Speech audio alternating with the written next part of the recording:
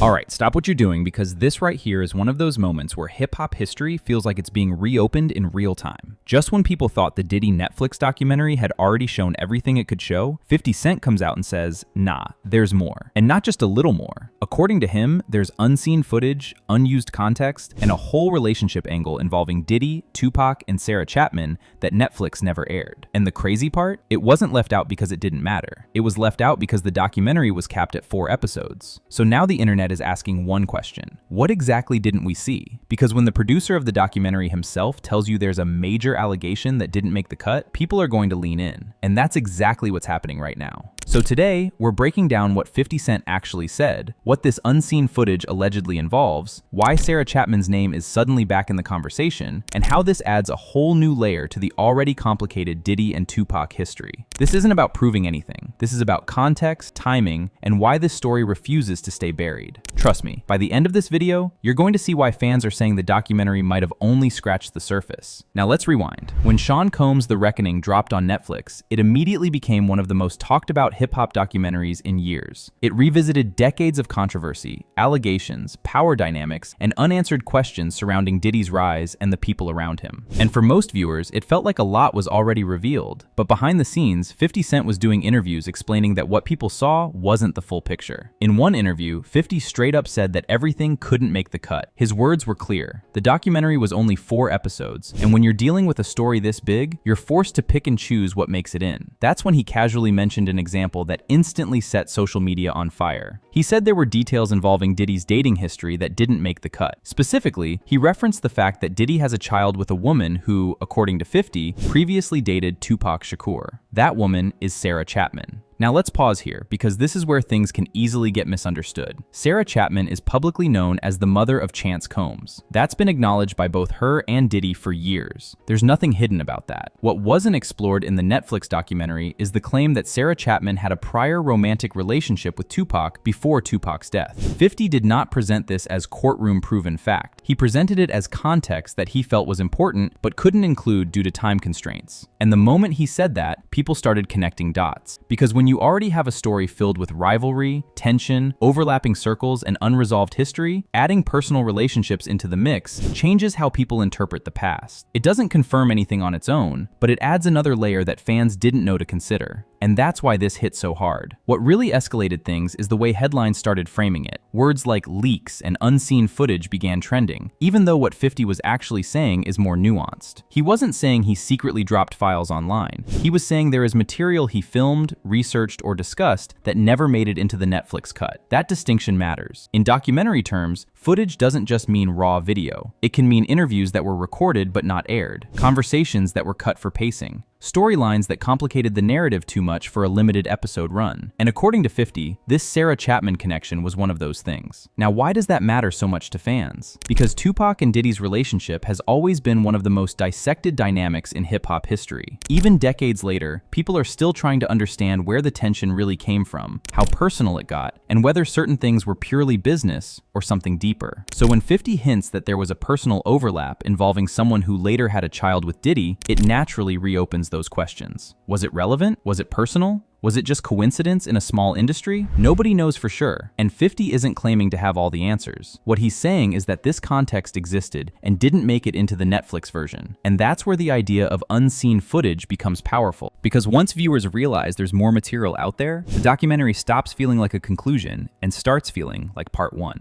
Another thing that's important here is how the internet slightly exaggerated certain details. Some posts went as far as calling Sarah Chapman Tupac's fiancé.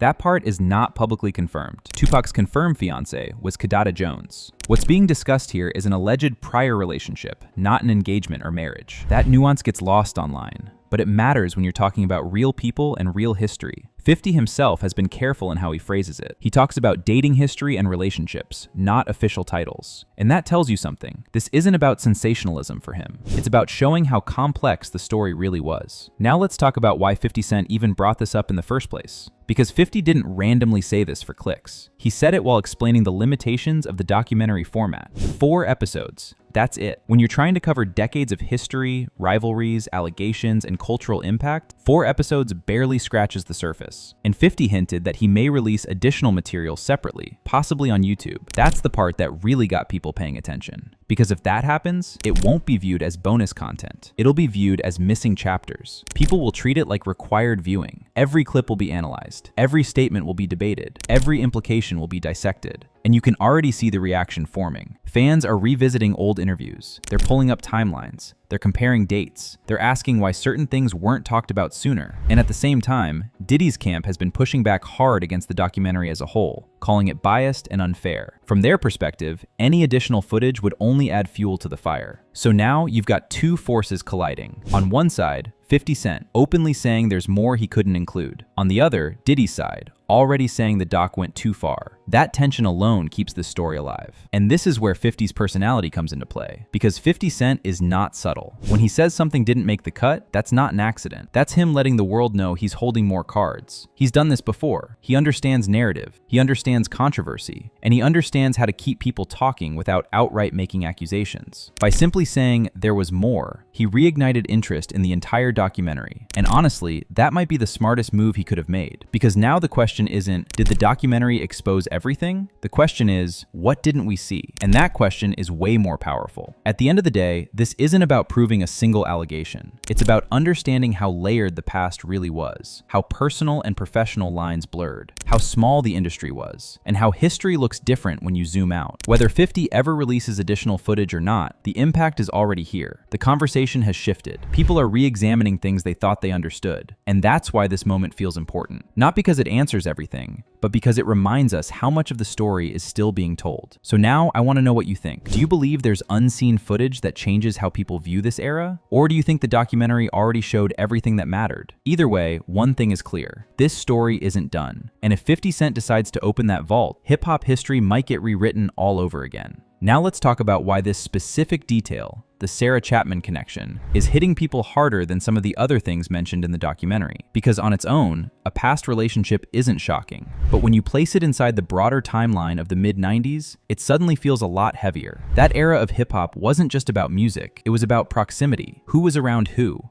felt disrespected, who felt replaced, who felt like they were losing control of the spotlight. And one thing that keeps coming up whenever people revisit Tupac's final years is how personal everything had become. So when 50 hints that Diddy later had a child with someone who, according to him, had previously been romantically involved with Tupac, people don't just see a relationship detail. They see another possible layer of emotional tension in a rivalry that was already explosive. Again, that doesn't prove anything, but context matters. And this is exactly why 50 bringing this up after the documentary dropped is so strategic. He's not adding new accusations, he's adding missing texture. That's a huge difference. Because when documentaries leave out texture, stories can feel clean, linear, and almost too neat. Real life isn't like that. Real life is messy. People overlap, relationships cross, timelines blur. And 50 seems to be saying, yeah, it was messier than what you saw.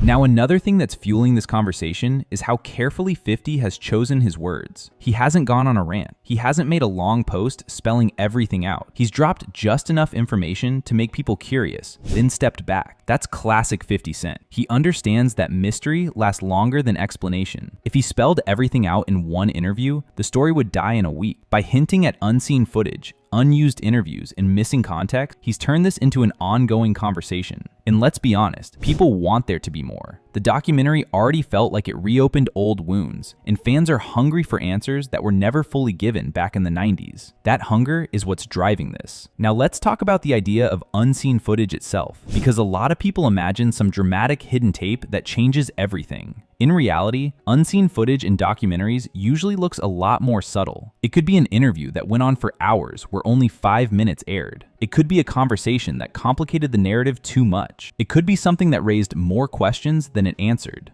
And Netflix, like any major platform, wants a story that flows. 50 Cent, on the other hand, doesn't necessarily care about flow as much as he cares about impact. So here's the real takeaway. When you see headlines saying 50 Cent leaks unseen Diddy footage, don't take it as a literal leak. Take it as a signal that the story you thought was complete might still have chapters left. And whether those chapters ever get released or not, the conversation around them is already shaping how this era is remembered. That's the real power here. So I'll leave you with this. Do you think the Netflix documentary told the full story? Or do you believe there are layers that were intentionally left unexplored? And if 50 does decide to release more footage, do you think it changes how people see the past? Let me know your thought, because one thing is clear, this conversation isn't over. Anyway, this concludes today's video. Be sure to subscribe to LoafTube for future celebrity videos, and turn on that post notification bell so you don't miss out on any future uploads. Until then, see you in the next one.